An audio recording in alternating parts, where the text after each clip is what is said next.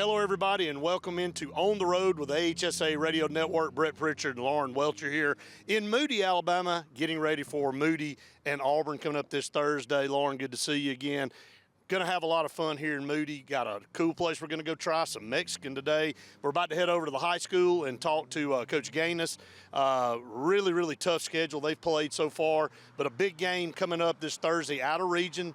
Number 2 team in 7A, Auburn, rolling in to Moody. It should be a good football game. I'm excited to see how this is going to play out.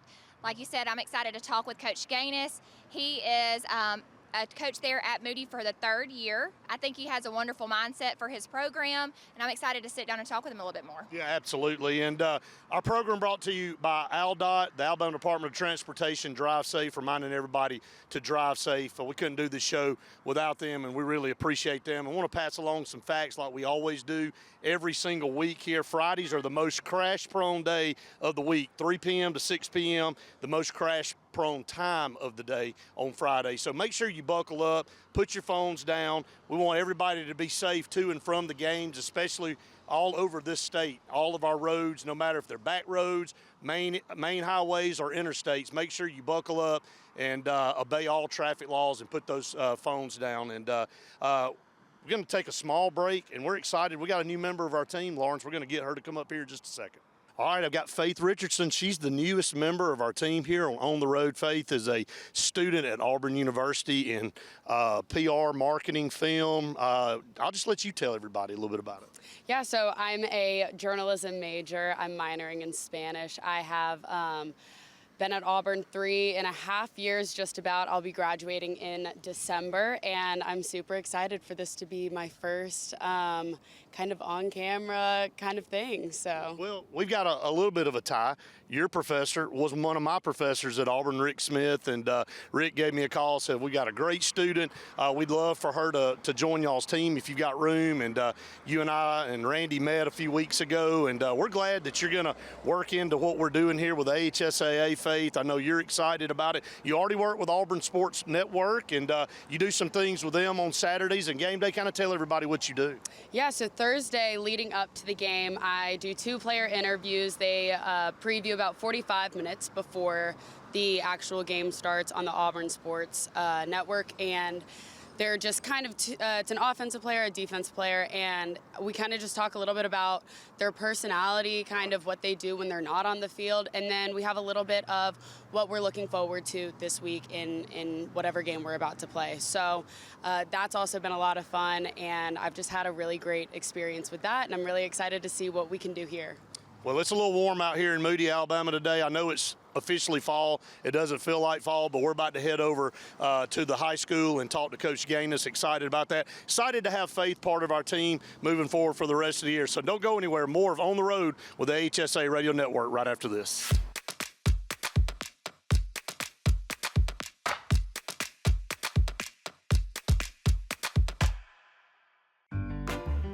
Hey!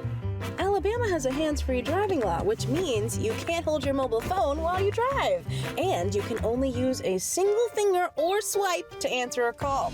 And you can't send or read a text message or watch or record video. It's a part of Alabama's Code of the Road, and knowing it helps you follow it. You can check out the law at drivesafealabama.org. When we get home, right? Right.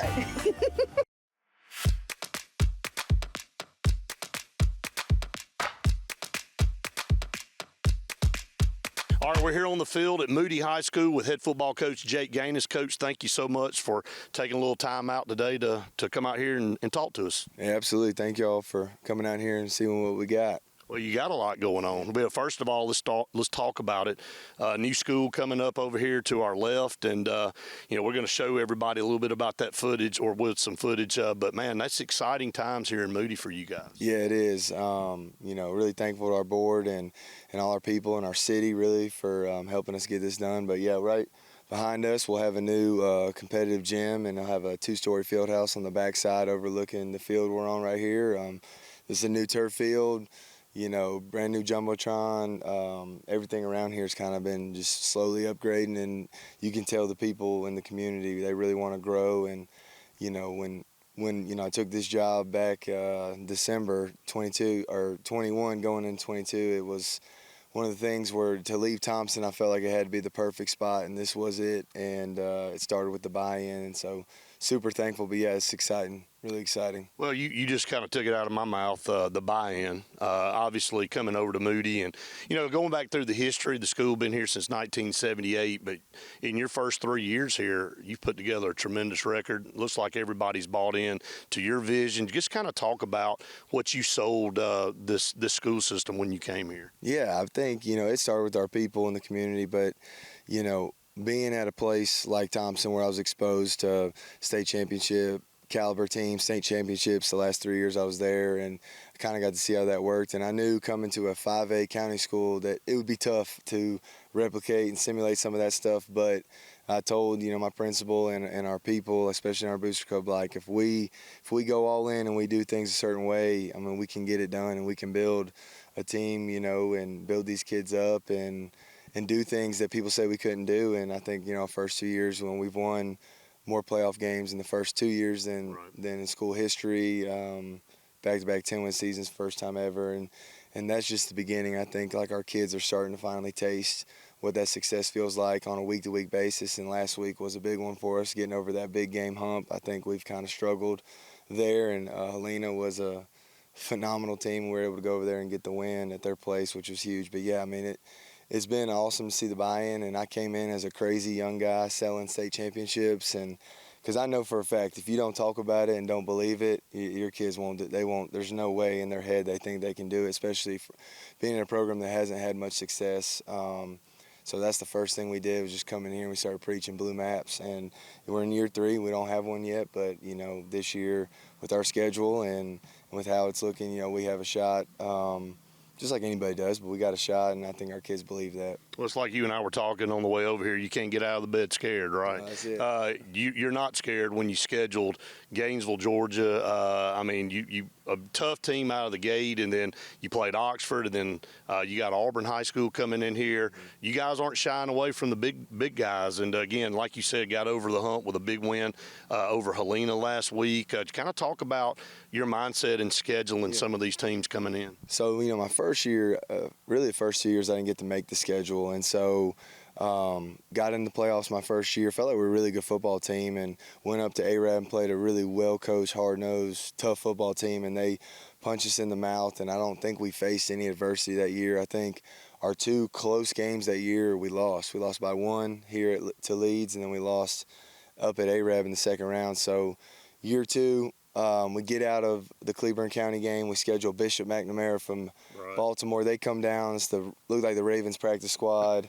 And it was a great game. We ended up losing 14-10, but we were up there late, 10-8, with about a minute left, and ended up giving up a touchdown. But I think that game alone helped us get, past the second round to the third round, and helped us with Ramsey. We ultimately lost. But I feel like if we didn't play that game, we lose by 50, because Ramsey was a really, really good football team. And then this year, making that schedule, everyone's like, what are you thinking? What are you doing? But Gainesville, Georgia teams, when you play them early, they start in June in pads. And so you knew they were going to be ahead of the curve, and they're obviously a phenomenal team. They're beating everybody like crazy in Atlanta. I know they lost to Carrollton, but besides that, they're 5-1, 6-1, and then Oxford on the road, Helena on the road, then number 2 team in 7A coming here. So, I wanted to get to the playoffs, get to November, and be able to look my kids in the eye and tell them the truth. And that's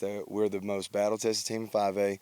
Nobody's played a schedule like you, and you are not going to see a Gainesville, Auburn, Oxford, or Helena. I said that in my post-game press conference. I think Helena wins 5A North running away. I think Oxford obviously does, and then Gainesville and Auburn obviously do. So, getting through these 4 games, those out-of-region games, I think will prepare us for that run in November.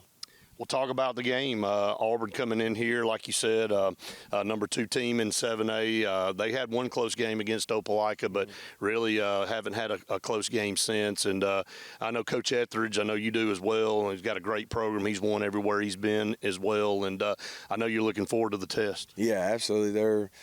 they're phenomenal. You know, they're good at every position. They don't have really a weak spot or anything like that, and they're really well coached. And that's one thing that, you know, when you schedule these games, like, you know, there's good football teams, and then there's good football teams that are well coached, and that's who they are. Really excited just for our fans to see what that looks like. You know, the last time I saw them was in 2020 in Bryant-Denny in the Miracle game, where we were able to pull that off, and Coach Etheridge won state championship at Oxford the next day or 2 days later in that game. But just really excited for our fans and for our players to get to play in a huge game. You know, to me, that's what it's about. Last Friday was fun. Helena has a great crowd, good student section, and, you know, sometimes, you know, you get lost in the 5A shuffle where, you know, every game's not 7A Region 3, right. Spain Park, Vestavia, Hewitt every week. But for us to go and have this game, especially at home on a Thursday, I think it'll be a huge crowd, but we're fired up for it. Well, Coach, I really appreciate you taking time out. I know you're doing a great job here building a program, and I know, again, you're not satisfied until you guys put one of those blue maps in the trophy case. So, but good luck to you guys on Thursday. I know you guys are looking forward to it. Yeah, absolutely. Thank you all for coming out, and hope to see everybody Thursday.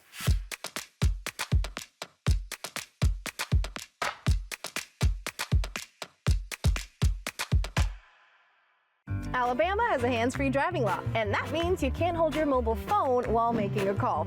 Oh, and no writing messages, recording, or watching videos either. Plus, you can only use a single button or swipe of a finger to answer a call. So what's a driver to do?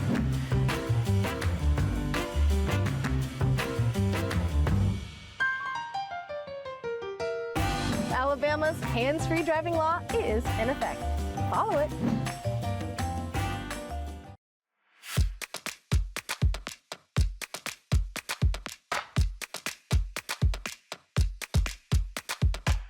All right, here with Moody's quarterback, Charlie Johnston. He's maybe just a little bit taller than me, if you can't tell. Charlie, good to see you, buddy. Good to see you. Hey, glad you're out here, and glad you were able to come out and join us for a second and talk about the big game coming up on Thursday. You guys have Auburn coming in here. It should be a great environment.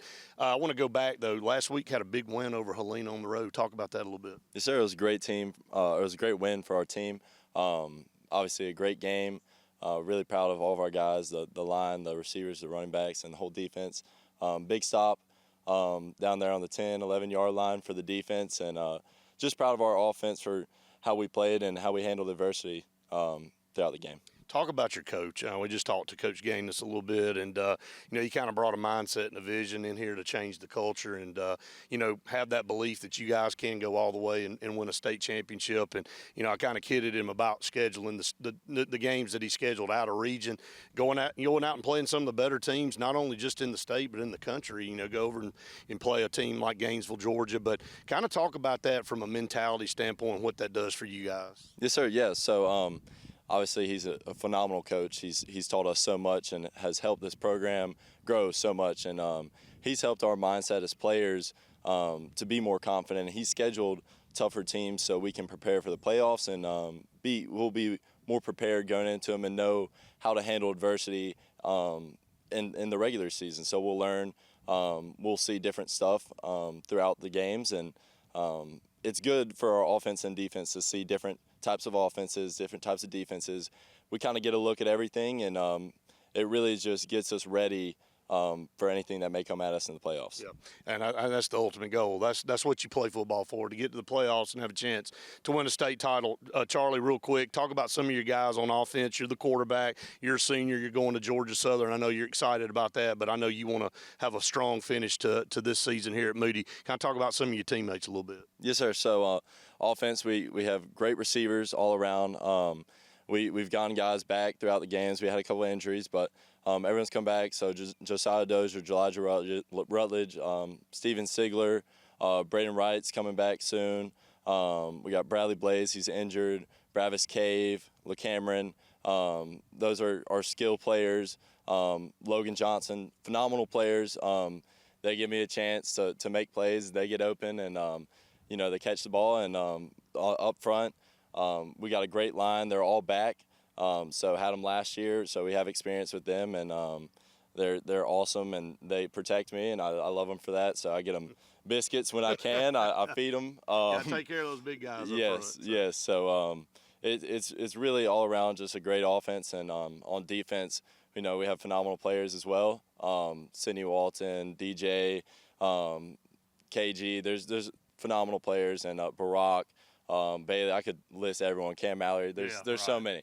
That's what makes a good team. Exactly. And I've been really proud of this group for how we've just been able to go through this season, and how we've been able to lead this group, and it's been a lot of fun getting to play with them. Yeah. So, well, good luck to you guys on Thursday. I know you're excited about Auburn coming in here. It'll be a great environment here at home. It's what you play high school football for. And good luck on the rest of the season. And then when you guys are finished, good luck at Georgia Southern. Thank you. Looking forward to following you, okay? Yes, sir. I appreciate it.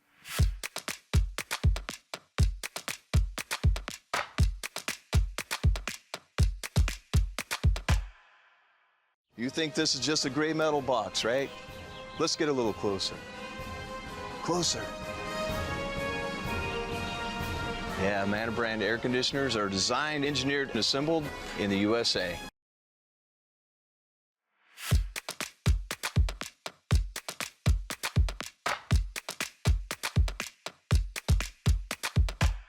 Hey guys, it's Lauren and Faith. We are here in Moody, Alabama at Raul's Mexican Restaurant. We just left the high school there at Moody High School where we interviewed Coach Ganus. And I don't know about you, Faith, but I'm so excited to try this food.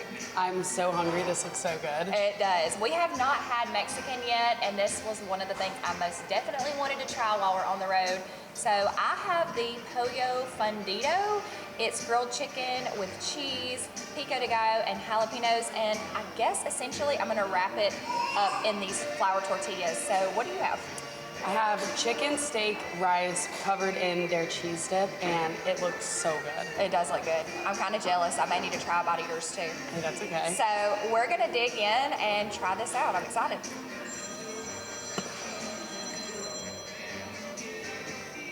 Oh my God. This is delicious. What do you think? Oh my gosh. That is so good. The steak is so good. And they also brought us this like sampler platter of a ton of different dips. When they brought it out, we were kind of thrown off, but I'm so glad that they did because they have some amazing guacamole. Of course, cheese dip. If you come to a Mexican restaurant, you have to have cheese dip. Their salsa is impeccable, and this is bean dip that is essentially just beans with cheese. And it was so good. So you definitely have to come to Raul's Mexican Restaurant in Moody. Come here before the game and eat. Come here after the game, but whatever you do, you have to try it.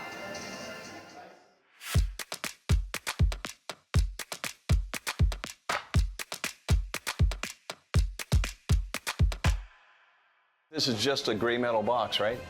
Let's get a little closer. Closer.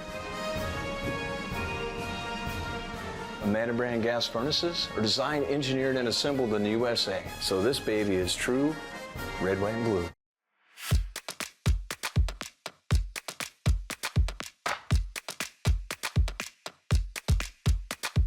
Hey guys, this is Lauren Welcher with On the Road, and I'm here at the Miracle Field with my guest, Kim. Thank you so much, Kim, for meeting with us today. Oh, you're so welcome. Glad to be here. Yeah, so tell us a little bit about the Miracle Field and why you guys decided to bring this here to Moody. 20 years ago, it's been here actually 21 years. At the time, we were the third field in the nation, first field in the state of Alabama. And they were originally started to be built because everyone does deserve the chance to play ball, to have something to do. And so the fields were built to give the people with special needs and disabilities the chance to go out and do something, to have a family and the ability to play a sports. So tell us what age ranges get to utilize this field. For our field itself, our youngest player is 2 years old. Our oldest player is 74. So we take all ages and all disabilities. We do not turn anyone away. That is so awesome. And is it just baseball that's played on this field? Just baseball right now on this field. We have done kickball in the past on some things, but it's primarily just baseball. But for our league itself, we do go out and do other activities throughout the year, so we do stuff all year round. But we do take them to like the Barons baseball game. We take them down to the hockey league and watch their play. We go do other activities throughout the year to give them something every day to play, to do something. But we are looking for other things to do on the field to keep them engaged with activities. Right. And this field, I suppose, is suitable for wheelchairs. Any other things that this field is suitable for? Yes, it is wheelchair accessible. Also walkers, knee scooters. My husband's on a knee scooter right now, so he can use it. It's basically adapted for any disability. That's amazing. And I know that the parents of these children really love the fact that their children get to get involved into a sport. Tell us a little bit about what you see out in the crowd during those days that these kids get to enjoy ball just like any other child. Oh, the parents have a lot of fun. I mean, they've got their signs made. They're holding them up. They're yelling for the kids to run. I call them kids, but half of them are older than me. They're players. They slide into the home base, and everyone claps and cheers. We have buddies come out to help with us, and they get just as involved as us. We're always looking for people to come out to buddy. We have a lot of the sports teams from the high schools. Churches come out. So we always look, I said, for them to come out, and they get just as much enjoyment as the players do. And they get out, they high-five the kids, they make the little teepees for the kids to run under, and they clap the hands of the players, and it just makes everything so much fun for the players. And the parents see that, and they just get excited for their kids. Right. So tell us if there's a way for people that may want to volunteer after they see this segment. How do they do that? How do they get involved? They can go to our webpage, moodymiracleleague.org, and there is a volunteer section on that. They can fill that out, or they can call our phone number, 205-225-9444. There's 3 4s, and call us and let them know that they're interested in budding. We do love when groups come out because then they can cover one whole team. We have about 15 people per team, and so we love to have a group come out and just cover a team and spend the day with them. Well, thank you so much, Kim, for meeting with us. This is a wonderful attribute to the City of Moody, and I know that everyone here is so thankful that it's a part of your city and a part of everyone's lives, that it's really making a big difference in these kids' lives and really the community as a whole. Thank you so much. Thank you.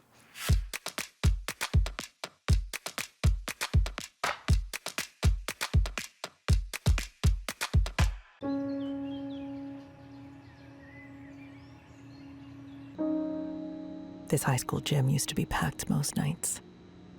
Not anymore. Do you know why? Because bad behavior by fans, especially adults, has caused a shortage of game officials across the country. You see, without officials, we can't have sports. Don't let this become reality. It's time for a change. Let's bench bad behavior for good.